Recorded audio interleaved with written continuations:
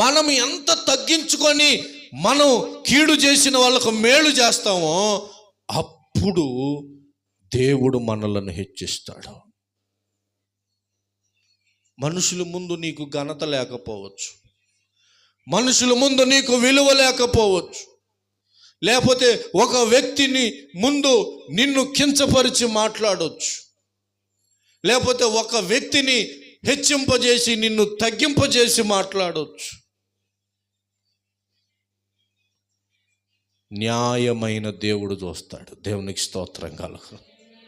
న్యాయాధిపతి అయిన దేవుడు చూసి ఎవరు నిన్ను తగ్గించారో, బైబిల్లో యెషయా గ్రంథంలో రాయబడి ఉంటుంది, నీ అవమానమునకు ప్రతిగా రెట్టింపు ఘనతను ఇస్తానన్నాడు. మనుషులు గణపరిచేది వేరు.